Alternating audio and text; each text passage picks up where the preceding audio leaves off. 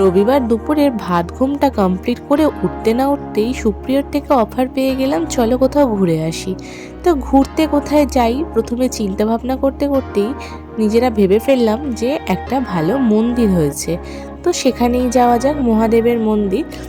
আর কুট্টুসের এটা পয়লা বৈশাখের জন্য কিনেছিলাম জামাটা, তো ভাবলাম গোটা ফ্যামিলি মিলে গো গ্রিন একটা কম্পিটিশন করে ফেলি। তো সবাই মিলেই গ্রিন পরে ফেলেছি। তো এসেও গেছি, দেখো মন্দিরটা অসম্ভব সুন্দর বানিয়েছে, মানে এক কথায় এক্সপ্লেন করা যাবে না, এত সুন্দর মন্দিরটা। কেদারনাথ বলা হচ্ছে, এত ভালো ইনফ্রাস্ট্রাকচার, তোমাদেরকে কি বলবো। কুট্টুস তো ওখানে গিয়ে বেশ হাঁটাচলা করে চারদিক ঘুরে ফিরে দেখেছে। দেখো মন্দিরটার নিচটা কি সুন্দর, জলের একটা পুকুর মতো করা আছে, তার ওপরে বাবা মহাদেব বসে আছেন। কি অসাধারণ বানিয়েছে, এত ভালো লেগেছে চারদিকের অ্যাম্বিয়েন্সটা। এখনও অতটা পপুলার নয়, তো ভিড়টাও সেই জন্য একটু কম।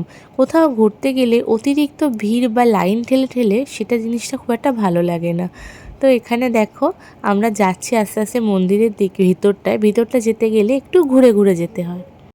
কুট্টুস হাঁটু হাঁটু শেখার পর থেকেই চেষ্টা করি ওকে একটু করে হাঁটানোর, কিন্তু ওর পাপা কোথাও নামাতেই চায় না, না কিনা অন্ধকারে যদি পড়ে যায়, ছেলের যদি কিছু হয়ে যায়, তো সেই ভয়ে তো আর নামাই না।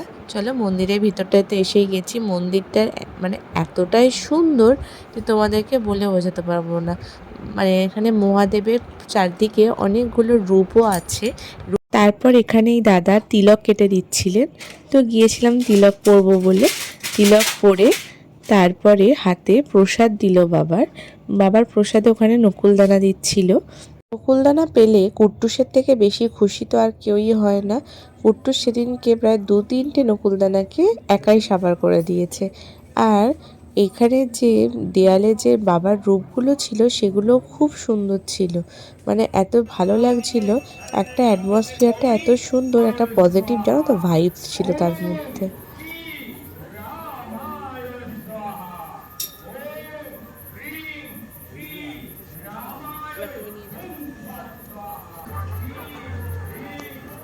ওই ঘুরে দেখি, মুখটা দেখি দেখি দেখি দেখি।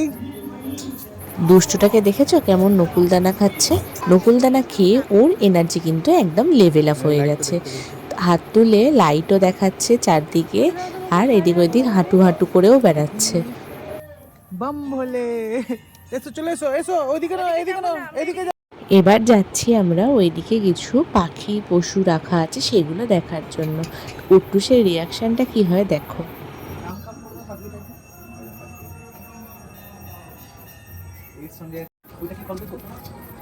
ওটা একটা প্রজাতি।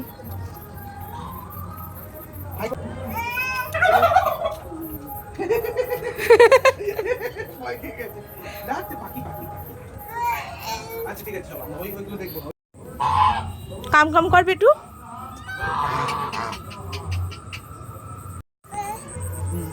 আর দেখতে হবে না, টাটা করে দাও।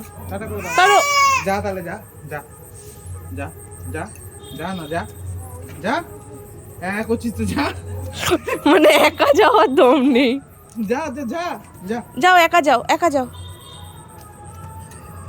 আমার কুট্টুস পণ্ডিতকে দেখলে তার কিন্তু একা যাওয়ার দম নেই। পাখিটা যেই জোরে ডেকে উঠেছে, একটা অন্যরকম আওয়াজ, তো তার জন্য সে বেচারা ভয়ে একা যাবে না, গেলে পাপা বা মাম্মাকে কোলে করে নিয়ে যেতে হবে। তো এখানে এলাম, এখানে রামনবমীর দিন ছিল যেহেতু, তো রামনবমীতে খুব সুন্দর করে পুজো চলছিল, তো সেই পুজোর মন্ত্রই তোমরা এতক্ষণ ধরে শুনছিলে। মন্দিরটি একদম মনের মতো সুন্দর ছিল। এখানে রামের বিগ্রহ, তার সঙ্গে হনুমানজি, তার সঙ্গে তোমার বিষ্ণু, ব্রহ্মা, মহাদেব তো আছেনই, আর এদিকে দেখো সিদ্ধিদাতা গণেশও আছে। আর ঠিক তার পাশেই এখানে হোম চলছে, যজ্ঞ যেটা হয়, তো এখানে এটা রামের জন্য আহুতিদান হচ্ছে। এত সুন্দর লাগছিল যে তোমাদেরকে কি বলবো। মা কালীর যে মূর্তিটি ছিল সেটাও অপরূপা, মানে দেখলেই মন ভালো হয়ে যাচ্ছিল। মন্দির থেকে বেরিয়েই তার পাশেই কিছু স্টল করেছিল, চা, ফুচকা, পাপড়ি চাট, তার সঙ্গে কিছু জামা কাপড় ছিল, এবং তার সাথে মকটেল, কফি, পকোড়া ইত্যাদি সবই ছিল। তো তার মধ্যে থেকে আমরা একটু দই ফুচকা, এমনি ফুচকা নিয়ে নিলাম। খাওয়ার জন্য। টেস্টটা বেশ ভালোই ছিল। আর তার সঙ্গে কিছুটা বাড়ির জন্য প্যাক করিয়ে নিলাম। চলো এবার গুটি গুটি পায়ে বাড়ি যাওয়ার পালা। বাড়ি যাওয়ার জন্য একদম আমরা বেরিয়ে পড়েছি। কুট্টুসের তো রাস্তায় ঘুমটাও এসে যাচ্ছিলো, কিন্তু কোনো ক্রমে তাকে জাগিয়ে নিয়ে বাড়ি চলে এলাম। তোমাদের ভিডিওটা কেমন লাগলো অবশ্যই জানিও। আর ভালো লাগলে একটু লাইক সাবস্ক্রাইব করে দিও। আর লোকেশান জানতে চাইলে অবশ্যই আমাকে টেক্সট করো।